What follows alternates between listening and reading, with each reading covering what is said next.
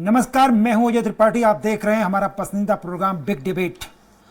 सियासत की हवाएं किस तरफ जाती हैं और किस तरफ मुड़ती हैं और क्या असर डालती हैं, इसका कोई अंदाजा नहीं लगा सकते। बड़े बड़े सियासतदार भी नहीं कह सकते कि आखिर सियासत की हवाएं किस तरफ जाएंगी। चुनाव हो रहा है कर्नाटक में, सुदूर दक्षिण का वो इलाका जहां बीजेपी अपने पांव जमाने की लगातार कोशिश कर रही है और कांग्रेस के हाथ से कई बार वहां पर कोशिश जो थी वो पिछड़ती जा रही है।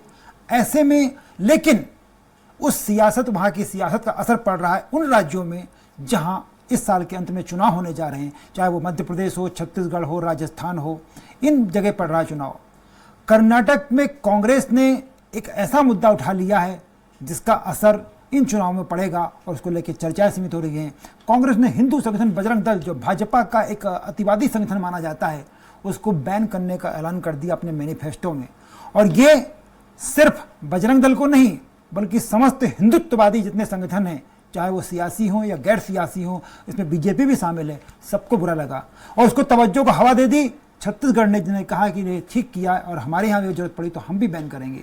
इसलिए बजरंग दल के बैन के मुद्दे पर तमाम सियासत पूरे देश में चल पड़ी है और उसमें मध्य प्रदेश चूंकि हिंदुत्व वाली राष्ट्र की भारतीय जनता पार्टी का सत्तारूढ़ इलाका है और 23 में चुनाव होने जा रहे हैं, कुछ महीनों बाद चुनाव होने जा रहे हैं और ऐसे में ये मुद्दा बहुत बड़ा हो गया है, सियासी हंगामा मच गया है और इसी मुद्दे पर चर्चा करने के लिए आज हमारा बिग डिबेट होगा। इसी पर देखिए हमारी ये खास पेशकश, कर्नाटक का रण। यह देश का दुर्भाग्य है कि कांग्रेस पार्टी को प्रभु श्री राम से भी तकलीफ होती थी और अब जय बजरंग बली बोलने वालों से भी तकलीफ हो रही है। कर्नाटक चुनाव में बीजेपी और कांग्रेस दोनों का घोषणा पत्र सामने आ गया है। बीजेपी ने कई वादे अपने मैनिफेस्टो में जनता से किए हैं, लेकिन अपने किए एक वादे को बीजेपी कांग्रेस पर हमलावर है। दरअसल कांग्रेस ने सरकार में आने पर बजरंग दल पर बैन लगाने का वादा किया है। साथ ही प्रतिबंधित संगठन पीएफआई से बजरंग दल की तुलना भी की है, जिसको लेकर बीजेपी के नेता दिल्ली से लेकर बेंगलुरु तक कांग्रेस को घेरने में लगे हैं। कांग्रेस की इस घोषणा पर मध्य प्रदेश की राजनीति भी गर्मा गई है। गृह मंत्री नरोत्तम मिश्रा ने पूर्व सीएम कमलनाथ को पत्र लिखकर कांग्रेस की आस्था पर सवाल उठाए हैं। साथ ही प्रधानमंत्री नरेंद्र मोदी ने कर्नाटक में चुनाव प्रचार के दौरान कहा, एक तरफ हम बजरंग बली की पूजा कर रहे हैं, दूसरी तरफ कांग्रेस जय बजरंग बली की बोलने वालों पर प्रतिबंध लगाने की बात कर रही है। कैसे दिखावा किया जाए, ये प्रयास कांग्रेस कर रही है जो कभी सफल हो नहीं सकती। अब स्पष्ट करें आदरणीय कमलनाथ जी, जो कर्नाटक में कांग्रेस ने अपना घोषणा पत्र जारी किया है, दृष्टि पत्र जारी किया है, मैनिफेस्टो जारी किया है, उसमें बजरंग दल की तुलना पीएफआई से की है। कभी इनके मंत्री बोको हराम से कर देते हैं। अब कमलनाथ जी बताइए कि आप इनके साथ हैं या नहीं है। वहीं पूर्व सीएम और राज्यसभा सांसद दिग्विजय सिंह ने केंद्रीय मंत्री ज्योतिरादित्य सिंधिया का 2017 के एक भाषण का वीडियो ट्वीट करके दिया है। दिग्विजय ने बीजेपी नेताओं को बजरंग दल के बारे में सिंधिया से पूछने की सलाह दी। दिग्विजय सिंह, जयराम रमेश, श्रीनिवास बीवी सहित तमाम नेताओं ने सिंधिया के पुराने भाषण का जिक्र करते हुए बीजेपी को घेरा है। इस वीडियो में सिंधिया बजरंग दल की तुलना आईएसआई की जासूस से करते दिख रहे हैं। कि बजरंग दल जो राष्ट्रभक्ति के भाषण देता है, उसी बजरंग दल का सदस्य इस पूरे खुफिया तंत्र का मास्टरमाइंड निकला है। और इसका सही मतलब है कि जो मुंह में राम कहते हैं और बगल में छुरी रखते हैं, इसका सबसे बेहतरीन उदाहरण ये निकला है। कर्नाटक में कांग्रेस सत्ता में आने के लिए बेताब है, लेकिन कांग्रेस ने बजरंग दल को बैन करने का वादा कर बखेड़ा खड़ा कर दिया है। बीजेपी एक और जहां मुस्लिम तुष्टीकरण के तौर पर इसे पेश कर रही है, तो कांग्रेस का कहना है वो सामाजिक सौहार्द और कानून व्यवस्था बनाए रखने के लिए पार्टी ने ऐसा वादा किया है। लेकिन देखना दिलचस्प होगा वोटर किसके घोषणा पत्र को पसंद करता है और किसे सत्ता पर बैठाता है। सलमान खान, स्वराज एक्सप्रेस। बजरंग दल वो संगठन जिसने भारतीय जनता पार्टी को सत्ता के सिंहासन तक पहुंचाने में बहुत मदद की। राम मंदिर आंदोलन से उपजा यह संगठन वहां से बड़ा हुआ यह संगठन, पुष्पित हुआ, पल्लवित हुआ संगठन। इसने विनय कटियार, जयभान सिंह पवैया जैसे दिग्गज नेताओं को जन्म दिया और उनको एक छोटे नेता से उठा करके देश का बड़ा नेता बना दिया। वो बजरंग दल, राम मंदिर की जो समस्या थी, राम मंदिर का मामला था, वो जैसे जैसे अस्ताचल होता चला गया, बजरंग दल भी अस्ताचल होता चला गया। लेकिन कांग्रेस ने कर्नाटक में अपने घोषणा पत्र में बजरंग दल पर बैन लगाने की बात कह करके न सिर्फ इशू को जिंदा कर दिया, बल्कि एक बार फिर से बजरंग दल को एक नई थीम के साथ, नए उत्साह के साथ जिंदा कर दिया है। और ये आने वाले चुनावों में, विशेष करके हिंदी बेल्ट के चुनावों में, भाजपा के लिए फायदेमंद हो सकता है और कांग्रेस के लिए नुकसान हो सकता है, ऐसा अनुमान लगाया जा रहा है। इसी अनुमान पर चर्चा करने के लिए हमारे साथ 3 खास मेहमान होंगे। तीनों से हम चर्चा करेंगे और जानेंगे कि आखिर कांग्रेस की ये सोची समझी रणनीति, जो कभी मध्य प्रदेश में दिग्विजय सिंह की पॉलिसी हुआ करती थी, क्या कांग्रेस को फायदा पहुंचा पाएगी। सबसे पहले फिरोज सिद्दीकी साहब मेरे साथ जुड़े हुए, कांग्रेस के प्रवक्ता हैं। नेहा जी हमारे साथ हैं, नेहा बग्गा बीजेपी के प्रवक्ता, और वरिष्ठ पत्रकार योगीराज योगेश हमारे साथ जुड़े हैं। तीनों मेहमानों का बहुत बहुत स्वागत है। फिरोज भाई, मैं सबसे पहले आप ही के पास शुरू होता हूं। बजरंग दल वो संगठन जिसने भाजपा को सत्ता के सिंहासन तक पहुंचाने में बहुत मदद की, राम मंदिर आंदोलन के जरिए। अभी उसमें सुप्तावस्था आ गई थी, बहुत दिन से आप देख रहे थे, विनय कटियार, जयभान सिंह पवैया, तमाम दिग्गज नेता। अब हमको पता भी नहीं कि बजरंग दल का राष्ट्रीय अध्यक्ष कौन है, बहुत से लोगों को नहीं पता। आपने कर्नाटक में एक सोते हुए जो डंक था उसको जगा दिया है, ऐसा नहीं लगता आप लोगों को?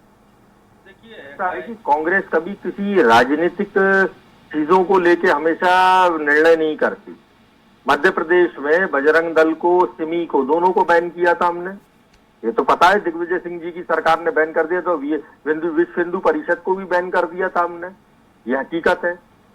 कर्नाटक में भी जो भी बजरंग दल के लोग हैं, अब बलराम सिंह जो था, जो वो खुद ही बता रहे हैं, ज्योतिरादित्य सिंधिया जो इनके यहाँ हैं, वो खुद ही बता रहे हैं कि बलराम सिंह जो था बजरंग दल का नेता, और भी उसके कई साथी जो थे, आईएसआई जो पाकिस्तान की है उसमें देश विरोधी गतिविधियां करते हुए पकड़ा गया। पंजाब पुलिस ने इसका इनपुट दिया था मध्य प्रदेश पुलिस को, और इसमें ध्रुव सक्सेना जो भारतीय जनता पार्टी के साथ था, ठीक है, वो और ये लोग उसमें जो थे मिली भगत की। देश में तमाम जितनी जो है ये आपराधिक गतिविधियां हैं, ये बजरंग दल करता रहता है। ये देखिए, पढ़िए, और कोई अगर देख सकता हो तो देख लीजिए। इंस्पेक्टर की हत्या वाली भीड़ का लीडर बजरंग दल का जिला प्रमुख, ये इंस्पेक्टर था, उसको मारा गया है। एक खबर है, हिंसा भड़काने में बजरंग दल, विहिप और उसके नेता शामिल है। 2 भाजपाइयों का हाथ, 4 गिरफ्तार। झारखंड लिंचिंग प्रोब लुक्स गांव रक्षक बजरंग दल। 3 इंडियन एक्सप्रेस की खबर है ये। नंबर 4 फिरोज भाई फहरिस्त बहुत लंबी होगी, बहुत सारी फहरिस्त लंबी होगी। तो यही तो हम कह रहे हैं भाई। फिर सवाल क्यों उठाया जा रहा है? सवाल क्यों उठाया जा रहा है जब जो लोग देशद्रोह में शामिल है, आईएसआई के साथ जो लोग सांठ-गांठ करके देश की खुफिया जानकारियां जो है पाकिस्तान को दे रहे हैं, वो बजरंग दल। इंस्पेक्टर की हत्या करने में बजरंग दल, बच्चों को अगवा करके उनकी हत्या करने में बजरंग दल, ठीक है, लिंचिंग के मामले में बजरंग दल। तो अगर ऐसे संगठनों को पर कार्रवाई ना करें तो क्या आम जनता को जो है सुकून से, सुख चैन से जीने का हक नहीं है? और इनको किसने अधिकार दिया? बिल्कुल, हमारे बजरंग बली, एक मिनट मैं बस कंक्लूड कर रहा हूँ। इनको किसने अधिकार दिया? बजरंग बली जो है वो भगवान है, वो इष्ट देव है, उनके नाम से तुम संगठन चलाओ, राजनीति करो, भारतीय जनता पार्टी को ऊपर शीट पे पहुंचाओ। अगर बजरंग बली के नाम से आपको बनाना है तो आप धार्मिक संगठन बनाइए, धार्मिकता का प्रचार प्रसार करिए, सनातन धर्म की बात करिए। फिरोज भाई, आपका ये सियासत चाल बिल्कुल आपकी सियासी स्ट्रेटेजी हो सकती है, पर जिस ट्रैक पर बजरंग दल चलता उसी ट्रैक पर वो पार्टी भी जिसके साथ गलभैया डाले थे आप महाराष्ट्र में। कौन?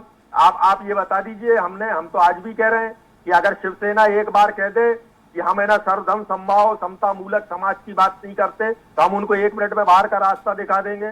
कह दे इनमें हमें दम है ये बात कहने की। और शिवाजी को वो मानते हैं, शिवाजी जो थे समता मूलक समाज के का प्रतिनिधित्व करते हैं, वो मूर्त है समता मूलक समाज की, शिवाजी महाराज। तो आपको कर्नाटक के चुनाव के जरिए पार्टी ने मान लिया है कि मध्य प्रदेश के चुनाव की दिशा क्या होगी?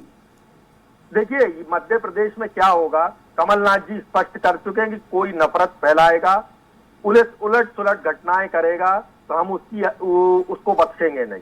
किसी को टारगेट करना हमारा लक्ष्य नहीं है। हम किसी को चलिए, नेहा बग्गा जी मेरे साथ जुड़ी हुई। नेहा जी, फिरोज सिद्दीकी साहब ने बहुत सारी फहरिस्त दिखा दी। क्या आपको लगता है कि आपका जुड़ा हुआ संगठन जो बजरंग दल, PFI, ISI, ये सब एक जैसे हैं? नेहा जी देखिए अजय जी, 99% केसेस ऐसे हैं जो कांग्रेस शासित राज्यों में इन्होंने इस प्रकार के कई आरोप लगाए कि बजरंग दल से है, फलाने आज संघ से है, भाजपा से है, जो बाद में जाकर कोर्ट में ये कभी भी जो है प्रूफ नहीं कर पाए। तो कांग्रेस पार्टी का ये षड्यंत्र जो है वो बजरंग दल के प्रति नहीं है, बल्कि जो बजरंग बली का नाम ले रहे हैं, जो अपनी संस्कृति को याद कर रहे हैं, जो उनके संस्कार हैं, जो उनके आराध्य हैं, ये सारा उनका षड्यंत्र उसके प्रति है। ये प्रोपोगेंडा सारा जो है कांग्रेस पार्टी का कि बजरंग दल को बैन कर देंगे, ये जो राम का नाम लेने वाले राम भक्त हैं, ये उनके प्रति है। और ये आज का नहीं है, वर्षों पुराना चल रहा है। आप याद करिए कि जवाहरलाल नेहरू के समय ही जब सोमनाथ में मंदिर का जीर्णोद्धार हो रहा था तो राजेंद्र प्रसाद जी का टेलीकास्ट रोकने वाले कौन थे? जवाहरलाल नेहरू थे। उसके बाद जब जवाहरलाल नेहरू जैसे पवित्र कुंभ स्नान का कहा तो उन्होंने कहा ये ऑर्थोडॉक्स सोच है। इंदिरा गांधी ने गौ सेवकों के ऊपर गोलियां चलाने का काम किया। सोनिया गांधी आई तो राम के अस्तित्व पर प्रश्न उठा दिया। सलमान खुर्शीद किताब लिखते हैं, किताब में हिंदुओं की जो तुलना है बोको हरम ISIS से कर देते हैं। राहुल गांधी विदेश की धरती पर जाते हैं तो कहते हैं कि हिंदू जो है मंदिरों में जाकर लड़कियों को छेड़ते हैं। आतंकवादियों से खतरा नहीं है पर हिंदुओं से खतरा है।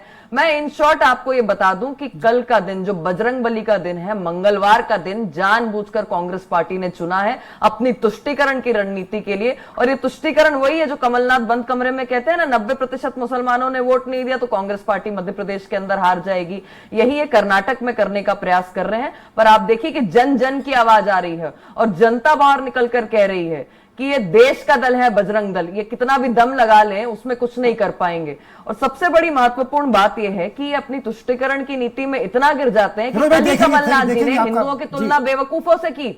ये इत्तेफाक नहीं है कि मंगलवार को ही कर्नाटक का इस मैनिफेस्टो को, इस बिंदु को कांग्रेस पार्टी हाईलाइट करती है। तो आप समझिए इनकी पूरी रणनीति वही है जो जवाहरलाल नेहरू से चली, इंदिरा गांधी पे आई, सोनिया गांधी पे आई, राहुल गांधी पे आई, सलमान खुर्शीद पे आई। और दिग्विजय सिंह को मत भूलिएगा, हिंदू टेररिज्म, हिंदू आतंकवाद गढ़ने वाले दिग्विजय सिंह थे। के बारे में तो कुछ बताइए, नेहा जी के बारे में आप कुछ मैं बताइए। फिरोज भाई पूछा, फिरोज जी मैं सवाल नेहा जी मेरा सवाल, नेहा बग्गा, मेरा सवाल ये है कि आप लोगों ने, चलिए उन्होंने तो किया, कर्नाटक में किया, उसके पहले वो बजरंग दल को MP में बैन कर चुके दिग्विजय सिंह के समय पर वो ये नहीं समझ पाए कि बीजेपी की स्ट्रेटेजी इतनी शानदार हुआ करती है, आपने पूरी दिशा ही मोड़ दी उसकी। मैं आपको एक बात बताऊं कि जो बैन करने की बात कर रहे हैं ना अजय जी, ये बैन जब बाबरी मस्जिद का जब ढांचा ढहाया गया था उस समय नरसिम्हा राव की सरकार ने, कांग्रेस की जो केंद्र में सरकार हुआ करती थी, उस समय भी संघ और बजरंग दल को बैन करने का काम केंद्र की कांग्रेस की सरकार ने किया था। ये मैटर पूरा ट्रिब्यूनल कोर्ट में गया और 93 में जो है इसको बरी कर दिया गया क्योंकि एक भी साक्ष्य कांग्रेस पार्टी सामने नहीं ला पाई। तो जो मैं आपसे कह रही हूँ कि प्रोपोगेंडा ये जो रचते हैं, ये जो किसी भी घटना को, किसी भी लिंचिंग को जो है बजरंग दल का नाम देने का प्रयास करते हैं। मैं एक प्रश्न पूछती हूँ, कन्हैया लाल की हत्या हो गई, कांग्रेस पार्टी के मुंह से जबान से कुछ निकल कर आया, बेटियां लव जिहाद का शिकार हो जाती, कांग्रेस पार्टी इस पे कुछ कहती है। हिंदू लड़कियों को जिस तरीके से सेक्सलेस बनाया जाता है, क्या कांग्रेस पार्टी के मुंह से कुछ निकलता है? तो ये सारा का सारा इनकी रणनीति वही है कि हिंदुओं से घृणा करो, हिंदुओं को गाली दो, हिंदू संगठनों को बैन करने की बात करो, बजरंग दल को जो भगवान बजरंग बली को पूजे उनके ऊपर प्रश्न उठाओ, राम को जो है ताले में बंद करके रख दो, प्रभु श्री राम को। ये प्रोपेगेंडा योगीराज जी को थोड़ा उनको बोलने दीजिए, हमारे एनालिसिस है, पैनल के बड़े हिस्से हैं योगेश जी। मेरे मन में सवाल, नेहा जी ऑफ ट्रैक हो गई, मेरे मन में सवाल आता है कि कर्नाटक में फिरोज भाई की पार्टी ने तो कर लिया जिनको करना था, उनका तो प्लान है, उनका स्ट्रेटेजी है, पर शायद उनको ये पता नहीं था कि नेहा जी की पार्टी उसको इस दिशा में ले जाएगी कि इतना बड़ा हंगामा खड़ा हो जाएगा। आप सहमत हैं योगेश भाई? बिल्कुल मैं आपकी बात से सहमत हूँ, और बल्कि एक तरह से ये कह सकते हैं कर्नाटक में नाटक हो गया कांग्रेस का। आप देखो 3-0 से कांग्रेस आगे चल रही थी और वो 3-1 पे आ गई है। दो जो सेल्फ गोल किए हैं कांग्रेस ने, एक तो प्रधानमंत्री की को उन्होंने जो जहरीला उनको साबित करने की खड़गे के सुपुत्र ने जो बात की थी, पहला सेल्फ गोल वो था, और दूसरा सेल्फ गोल ये बजरंग बली को उन्होंने अचानक जागृत कर दिया।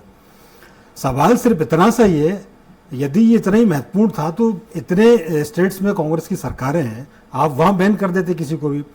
इवन सबसे बड़ी बात है कि केरल में जब कांग्रेस की सरकार थी, ओमन चांडी की, उसने खुद ने कहा था कि पीएफआई क्या है और उस पर बैन लगाने की मांग उन्होंने की थी। अब आप पीएफआई की तुलना बजरंग दल से कर रहे हैं, और चूंकि दिग्विजय सिंह ने एक सिंधिया जी का ट्विटर हैंडल से एक ट्वीट कर दिया, ये व्यक्तिगत राजनीति कि ये एक चुनाव से दिशा मोड़ने की ये कांग्रेस को कहीं ना कहीं खुद को ही नुकसानदायक होगी। मेरा योगेश भाई वही सवाल था कि ऐसा नहीं लगता, देखिए बजरंग दल, जैसा मैंने शुरू में कहा था कि बजरंग दल वो संगठन जो राम मंदिर आंदोलन से उपजा, हो सकता है पहले से रहा हो, इतना नहीं रहा, लेकिन राम मंदिर आंदोलन से बेने कटियार जो है, जयभान सिंह पवैया बड़े दिग्गज नेता बन गए उस बजरंग दल के दम पे, और एक सोता हुआ सो गया था, पूरी बजरंग दल पूरी तरह सो गया था, आज कोई बजरंग दल का नाम लेवा नहीं रहा था, उसको सोते हुए को जगह दिया कांग्रेस ने, ऐसा लगता है आपको?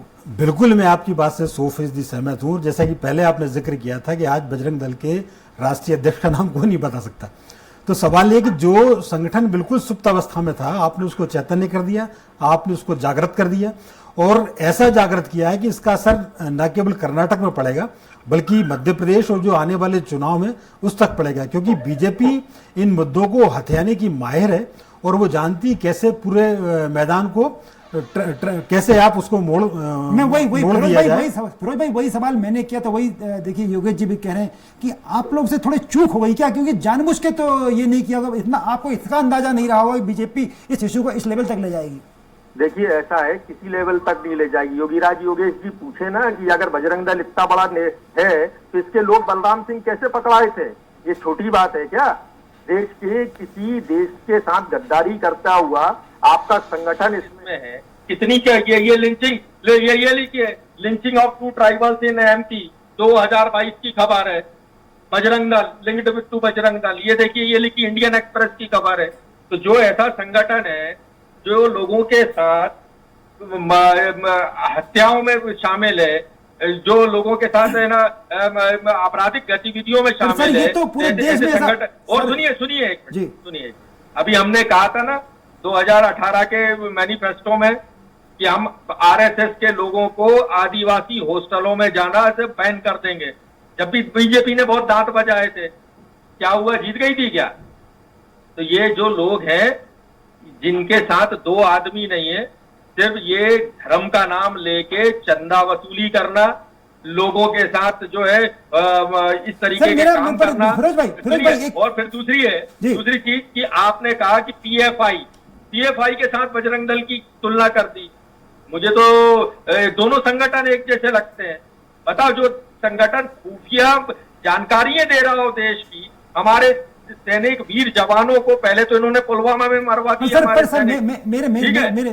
मैं सवाल भूल जाऊंगा सर, मेरे जहन में सवाल आ रहा है, प्लीज। मेरा सवाल ये आ रहा है कि चलिए बजरंग दल कोई कर्नाटक में तो कर नहीं रहा होगा, बजरंग दल ने ये काम सारे हिंदुस्तान में किया होगा, आपकी सरकार राजस्थान में, आपकी सरकार छत्तीसगढ़ में, आपने वहां क्यों नहीं बैन कर दिया इनको? जो हमने मध्य प्रदेश में किया है बैन में, ये करके तो बजरंग दल, अरे आप सुनिए, ये करके तो देखें छत्तीसगढ़ में और है ना राजस्थान में, चाहे पीएफआई हो, सिमी हो, बजरंग दल हो, ये उधम करके तो देखें। अब अभी बिहार में क्या हुआ, बिहार की जो सरकार है उसने सब बजरंगियों को पकड़ के बंद किया, ये ही मस्जिदों पे चढ़े थे, इन्होंने ही हंगामे किए वहां जाके, इन्होंने ही पत्थर बरसवाए। पूछ लीजिए, बिहार की सरकार से पूछ लीजिए, यूपी की सरकार ने भी कई जगह पुलिस पकड़ के ले गई इनको। अगर कांग्रेस की ही सरकारें बजरंगियों के साथ ये करती हैं तो ये तो यही काम करते हैं ये लोग, तो जो करते हैं वो इनको भुगतना पड़ेगा। क्या जनता को मरने के लिए छोड़ दें? नहीं, बिल्कुल मत छोड़िए। क्या पीएफआई जैसी संगठन और जो बजरंग दल जैसे संगठन है ये नफरत फैला रहे हैं, तो क्या हम आने वाली पीढ़ी को पूरा देश नाश कर दें? देखेंगे ना कर्नाटक में इनके कितने आदमी निकलते हैं, आधी पार्टी वैसी तो 2 टुकड़े हो गई। जहाँ प्रधानमंत्री को गली गली घूमना पड़ रहा है, मुद्दों पे प्रधानमंत्री बात नहीं कर पा रहा हो, वहाँ कह रहे हैं वो हम चुनाव जीत जाएंगे। अरे क्या जनता, हम लोग क्या मूर्ख हैं क्या? ये देश में लोग नहीं, मैं मुद्दा पर आपको के लिए मैं अभी थोड़ी देर में लौटूंगा आपके पास। वो जो पर ये जो बात आई थी कि तमाम ऐसे मुद्दे जब भी उठते हैं आपको नुकसान होता है, पुराना इतिहास गवाह है। कभी नहीं होता ये एक कहने की बात है। हम तो कह रहे हैं 2018 में हमने कह दिए थे संघियों को घुसने नहीं देंगे, आदिवासी हॉस्टलों में बहुत हंगामे किए थे, भारतीय जनता पार्टी में हार गए थे क्या सर? 2018 में तो मध्य प्रदेश में कोई नहीं जीता था। नेहा बग्गा, अरे वो ठीक है, अब वो नहीं जीता था तो 65 सबसे सीटें पहले जीता तो वो मैं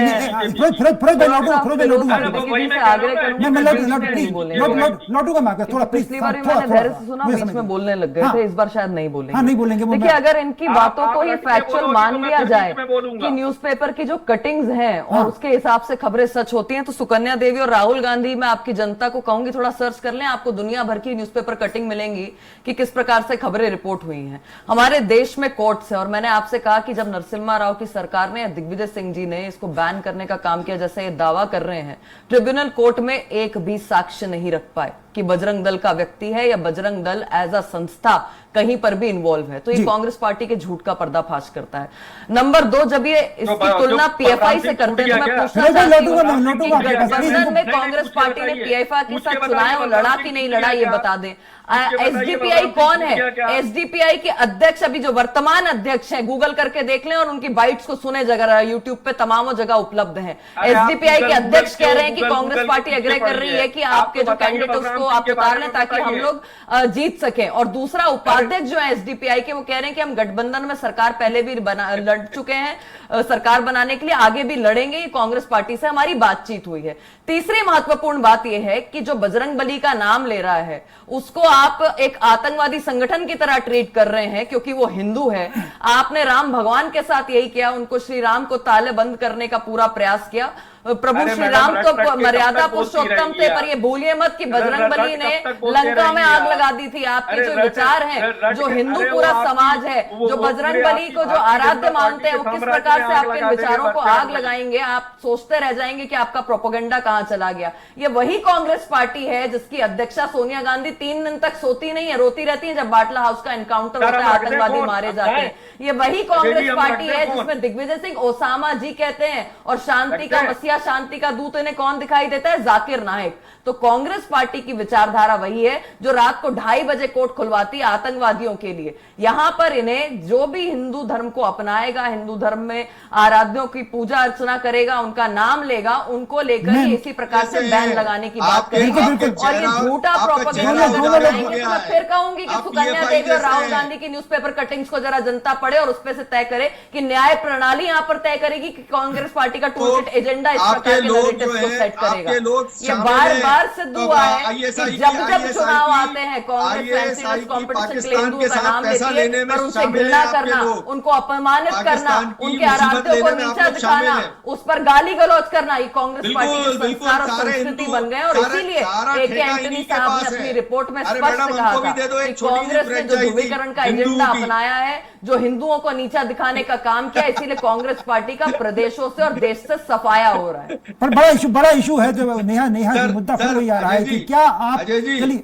जी अजय जी ये एक पन्ना और आप दिखा लीजिए, फिर आगे बात करूं मैं। हाँ, तो वो वही नहीं, मैं दिखा नहीं रहा हूँ। इनको बोलिए कि एक पन्ना और छूट गया, ये रट के आई थी, 3 पन्ने लाई थी, चौथा वाला और पढ़ लें, ये और बच गया तो और पढ़वा दो। वो एक इनको, इन्होंने एक भी मुद्दे की बात नहीं की, एक भी मुद्दे की बात नहीं की इन्होंने। वो फलाना बयान ऐसा, ये वाला बयान ऐसा, अरे तो वही मैं कह रहा हूँ, ट्रिब्यूनल कोर्ट के बारे में बताया है, 93 का जजमेंट है, जरा निकाल कर देखिए, जरा निकाल कर देखिए किस तरीके से मुंह पर तमाचा पड़ा था कांग्रेस पार्टी के केंद्रीय सरकार के।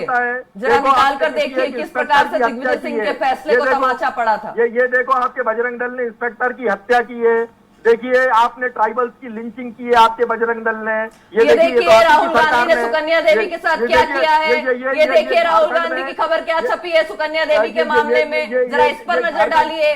दर्शक गूगल करके देखें कि किस प्रकार से कांग्रेस टूल किट एजेंडा चलाती है। अगर इन खबरों का सहारा लेना तो कांग्रेस पार्टी तो जमीन के अंदर 10 फीट तक जाएगी।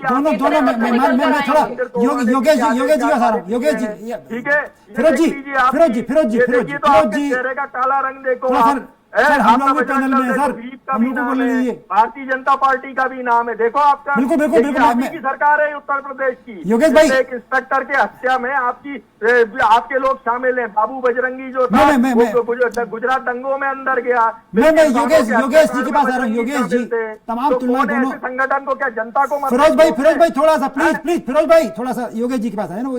योगेश भाई, बड़ी दोनों आपने मेहमानों को सुना, आरोप प्रत्यारोप, लेकिन जो हम मूल मुद्दा जो है कि क्या बीजेपी ने जिस तरह स्ट्रेटेजी पकड़ी है, कर्नाटक में जो हुआ, क्या आपको लग रहा है कि मध्य प्रदेश में भी इस तरह की रणनीति बनेगी या इसका फायदा मध्य प्रदेश के चुनाव में होगा? मध्य प्रदेश के चुनाव, मैं तो ये कह रहा हूँ, कर्नाटक में बीजेपी पीछे चल रही थी, वो आगे आ गई, 3-0 से थी 3-1 पे आ गई है। कांग्रेस बीजेपी का जो एकदम से जो बूस्ट अप हुआ पिछले 3 दिनों में, उसकी भरपाई कांग्रेस।